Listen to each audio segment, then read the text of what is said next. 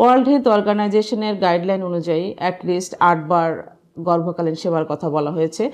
সর্বপ্রথমটা মা যখনই জানতে পারবে যে সে গর্ভধারণ করেছে, সঙ্গে সঙ্গে সে চলে আসবে যত দ্রুত সম্ভব। প্রথম 3 মাসের মধ্যে এটা হলে ভালো হয়।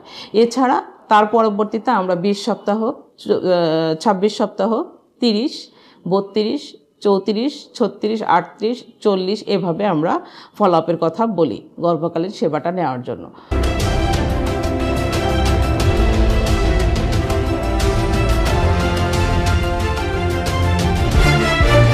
আসসালামু আলাইকুম। আজকে আমি কথা বলবো গর্ভকালীন সেবা নিয়ে। গর্ভকালীন সেবাটা হচ্ছে যে গর্ভধারণের পরই সঙ্গে সঙ্গেই সে নিশ্চিত হওয়া মার যে সে গর্ভধারণ তার হয়েছে এবং তার মনিটরিং করা।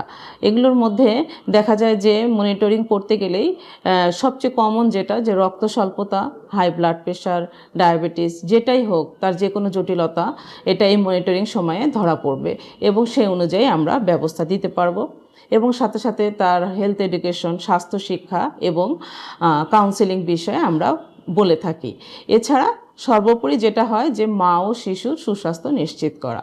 ওয়ার্ল্ড হেলথ অর্গানাইজেশনের গাইডলাইন অনুযায়ী অ্যাটলিস্ট 8 বার গর্ভকালীন সেবার কথা বলা হয়েছে। সর্বপ্রথমটা মা যখনই জানতে পারবে যে সে গর্ভধারণ করেছে, সঙ্গে সঙ্গে সে চলে আসবে যত দ্রুত সম্ভব। প্রথম 3 মাসের মধ্যে এটা হলে ভালো হয়। এছাড়া তার পরবর্তীতে আমরা 20 সপ্তাহ, 26 সপ্তাহ, 30, 32, 34, 36, 38, 40 এভাবে আমরা ফলো আপের কথা বলি গর্ভকালীন সেবাটা নেওয়ার জন্য। তো গর্ভকালীন সেবায় কি করে থাকি আমরা?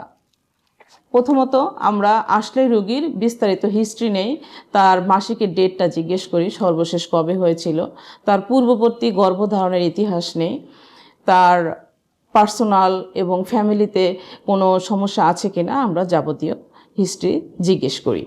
এরপর আমরা তার শারীরিক পরীক্ষা করি।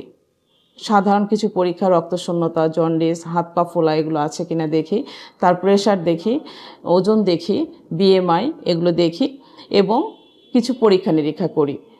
কমপ্লিট ব্লাড পিকচার করি, তার ডায়াবেটিস দেখা হয়, রুটিন প্রস্রাব পরীক্ষা করা হয়, আলট্রাসোনোগ্রাফি করা হয়। এছাড়া ভিডিআরএল, এসবিএস, এজি এগুলো আমরা করে থাকি। এছাড়াও ক্ষেত্র বিশেষে আমরা ওজিটিটি, থাইরয়েড পরীক্ষা এবং কিডনির ক্রিয়েটিনিন পরীক্ষা করে থাকি। তো এই গর্ভকালীন সেবার আমরা রুগীকে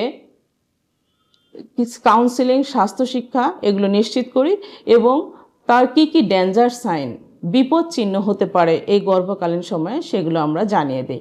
যেমন তার অতিরিক্ত মাথা ব্যথা, চোখে ঝাপসা দেখা, অতিরিক্ত পেটে ব্যথা, অসহনীয় পেটে ব্যথা, কোনো যোনিপথে রক্ত যাওয়া এবং তার হাত পা ফুলে যাওয়া, খিঁচুনি হওয়া, অতিরিক্ত জ্বর হওয়া, খিঁচুনি এগুলো হলে আমরা বলি যে আপনি সঙ্গে সঙ্গে তাদের ফ্যামিলি মেম্বারদেরকে আমরা কাউন্সেলিং করি সঙ্গে সঙ্গে ডাক্তারের শরণাপন্ন হওয়ার জন্য। কারণ গর্ভকালীন সেবাটা এতটাই গুরুত্বপূর্ণ যে এটা মা এর শিশুর স্বাস্থ্যসেবা নিশ্চিত করে এবং মাতৃমৃত্যু, শিশু মৃত্যু প্রতিরোধ করে। ধন্যবাদ সবাই।